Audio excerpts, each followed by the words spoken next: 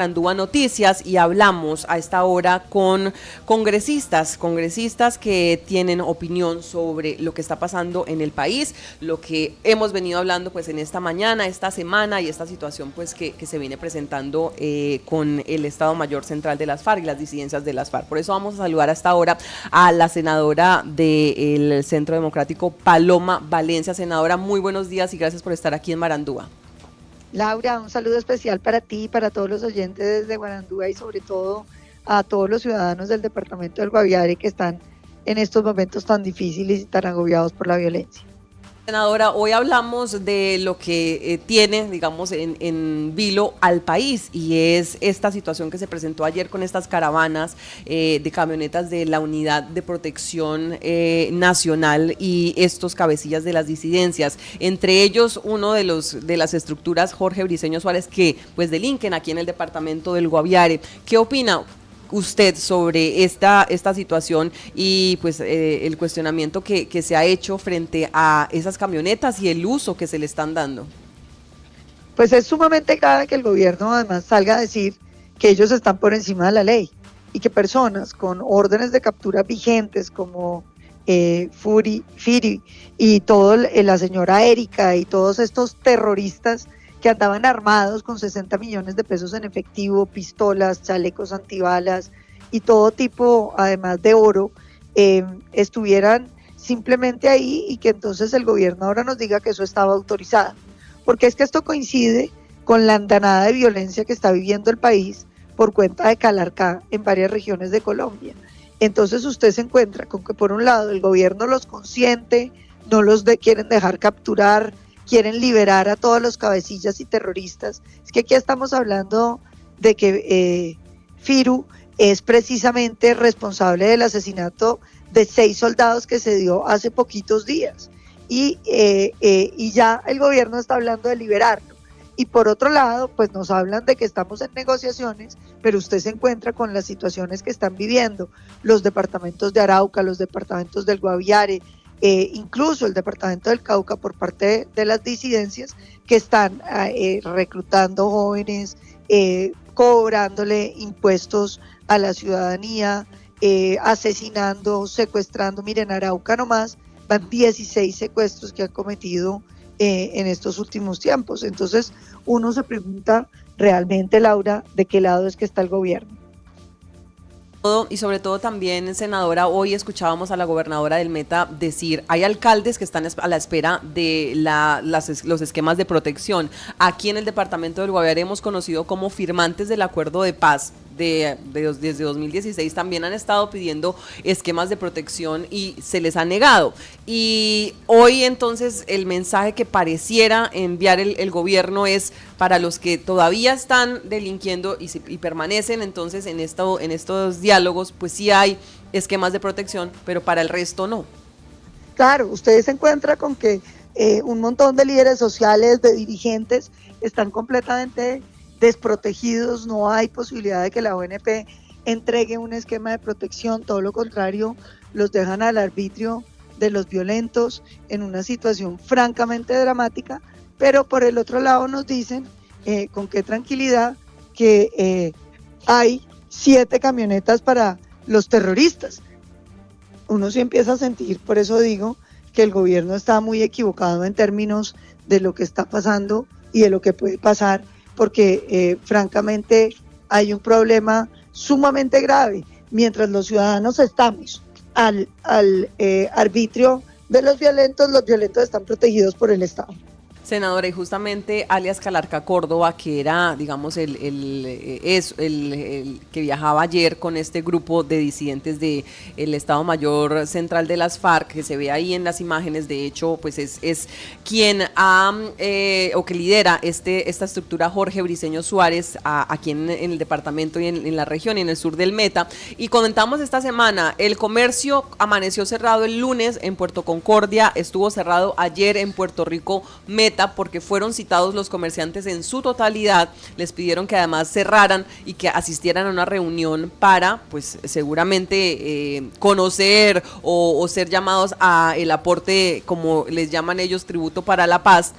Y entonces uno se pregunta, bueno, pero esta estructura de Jorge Briceño Suárez al mando de alias Calarcá, sigue delinquiendo en las regiones como Guaviare, regiones como el sur del Meta, Puerto Concordia, donde las autoridades de hecho pues dicen hay que esperar primero verificar la veracidad de estas invitaciones cuando los comerciantes están completamente amedrentados y sometidos a estas órdenes de estas estructuras. Entonces, ¿cómo se puede interpretar eso? Pues Laura, mire, lo que pasó en Puerto Concordia, lo que pasó en Puerto Rico, donde todo el mundo más o menos hay un paro cívico porque nadie puede abrir ni puede circular en los municipios porque tienen que ir convocados por las disidencias a reuniones, pues es sumamente grave, porque aquí lo que estamos viendo es la toma de control por parte de los violentos y que la fuerza pública diga que está verificando cuando en realidad el comercio está cerrado y todo el mundo está en las reuniones con los delincuentes, pues muestra una desconexión de la fuerza pública que francamente uno se pregunta ¿y dónde estarán? Porque vuelve y pareciera que es que el gobierno le está jugando es a la protección de los violentos, que ahora las áreas de control pues están en manos de los violentos. Es que hay que recordar, Laura, que este gobierno renunció a la política antidrogas, lo que ha permitido que estos grupos ilegales estén llenos de plata. Aquí lo que tenemos son ejércitos súper bien financiados y que estos ceses al fuego sobre los cuales el gobierno no ha querido otorgar información en términos de los incumplimientos, lo único que están mostrando es que los grupos ilegales retomaron dominio sobre muchas regiones de Colombia. Lo que ha pasado en el sur del Meta y en el Guaviare, donde la gente está completamente amedrentada y a merced de las estructuras de Calarcá, que supuestamente al mismo tiempo están negociando con el gobierno, pues preocupa muchísimo, porque es que entonces pareciera que mientras Calarcá controla el territorio, el gobierno se dedica a proteger a Calarcá y a los delincuentes, a liberar a todas las cabecillas y andan felices delinquiendo por el país en las camionetas blindadas que pagamos los colombianos y los colombianos a merced de los violentos. Entonces aquí está sucediendo una cosa que no podemos permitir que le pase al país, que es un gobierno que se está volviendo cómplice de los violentos, un gobierno que se hace el pendejo frente a lo que está pasando cuando los ciudadanos están padeciendo el miedo de los violentos y el gobierno defendiendo a los violentos. Senadora, a propósito del inicio de esta temporada o esta tercera periodo en el Congreso de la República, ¿cómo están pues los ánimos con estos nuevos presidentes, tanto en la Cámara como en el Senado, y cómo están iniciando ustedes esta nueva periodo de sesiones? Pues estamos iniciando con muchas preocupaciones, porque francamente le digo que uno se queda pensando, querida Laura, ¿a dónde va este país? Mientras uno ve estos problemas de seguridad tan grandes, el gobierno hace una presentación de su gobierno diciendo que todo está divinamente. No habla de los temas de seguridad, dice que va viento en popa las negociaciones de la paz total. Y uno se pregunta si el gobierno es que no ve o se quiere hacer el ciego. Y por otro lado, pues entramos con la amenaza de una constituyente, de un fast track, que es un mecanismo para eliminar las voces de la oposición en el Congreso, con la amenaza de una ampliación del periodo del presidente. Varias cosas que preocupan sobremanera porque van a generar todavía más incertidumbre y más preocupación entre los colombianos, y todo esto, usted lo sabe, Laura, repercute en que la gente no quiera invertir en este país, en que la gente se quiera ir, y eso nos genera más pobreza y más dificultades en el mediano plazo para los colombianos. Hoy se conoció el anuncio, senadora, del ministro de Hacienda, Ricardo Bonilla, del aumento que va a tener la CPM, una situación que pues implica también unos costos para el tema de los transportadores y todo la carga que se estaría movilizando en el país. ¿Cómo se está viendo esa posible reforma tributaria que estaría planteando el gobierno nacional? ¿Qué expectativas hay? Mire, primero lo de la CPM, a mí me parece que el gobierno no está entendiendo que la CPM va a impactar directamente el precio de los alimentos. Cuando Colombia o el gobierno pues saca pecho diciendo que ellos lograron que bajara la inflación de alimentos, que no es tan cierto, porque en los últimos estudios se está mostrando que nuevamente del acumulado de inflación el tema de los alimentos tiene un gran peso. La subida del diésel sí que va a pegarle a la canasta básica. Y cuando usted le pega a la canasta básica, usted lo que termina es causándole un problema a los colombianos más pobres, porque con la poca plata que tienen, hoy les está alcanzando para muy poco. Pero si encima de todo termina subiendo mucho más, Laura, pues los colombianos van a empezar es a pasar hambre y dificultades muy, muy serias. Entonces a uno sí le preocupa mucho que el gobierno no entienda la vinculación que tiene la CPM con los subsidios, con el precio directo de la canasta básica. Por otro lado, el gobierno sigue insistiendo en que va divinamente en términos económicos, y lo que estamos viendo en el país es una realidad muy complicada, con la mayoría de los sectores que impactan la economía decreciendo de manera drástica y con un problema significativo en términos de las oportunidades para los colombianos, porque lo que estamos viendo es, por ejemplo, la caída del sector construcción, Laura, impacta directamente el empleo en el país, y cuando usted le pega a la construcción, no solo impacta el empleo, sino que impacta la venta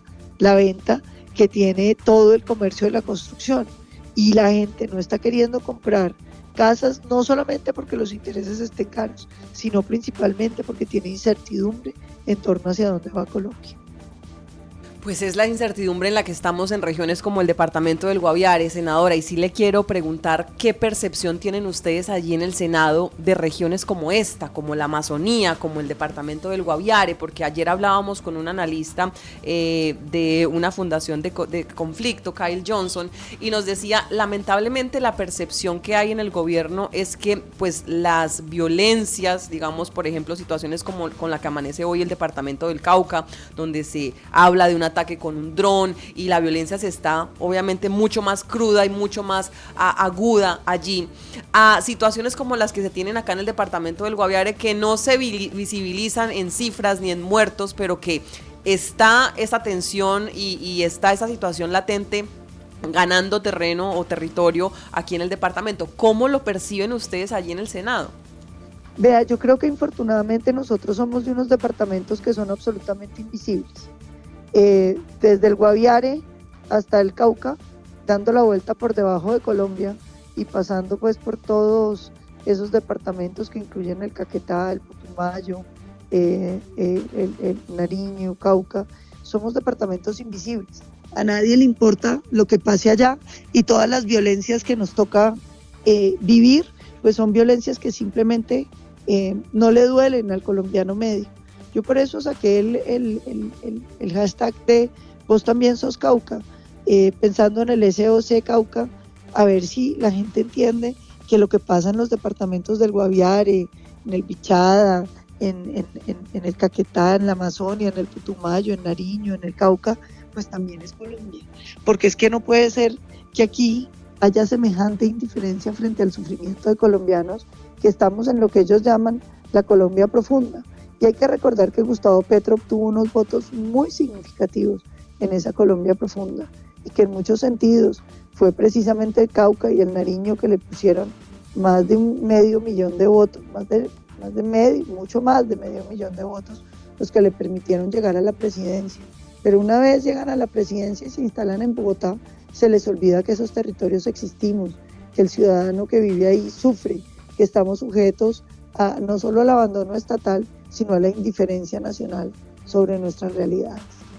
Esas situaciones, por ejemplo, senadora, se han visto también de cierta manera representadas en unas propuestas que tenía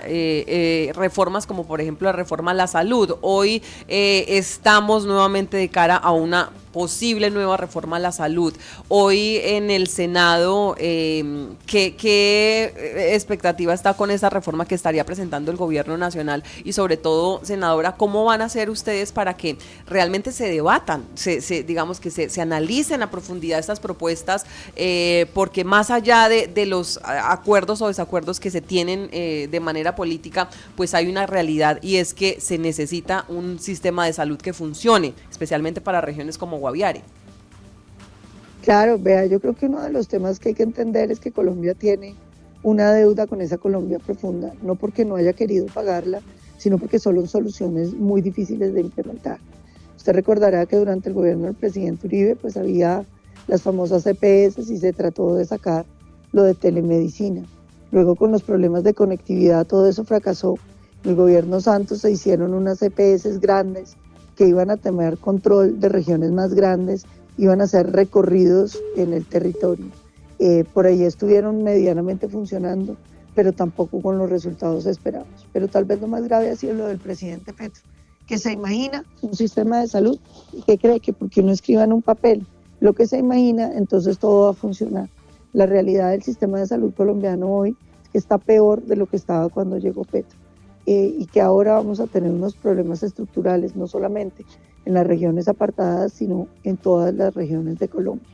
Yo creo que nosotros tenemos que buscar nuevamente que ahora, con la tecnología de Internet satelital que ofrece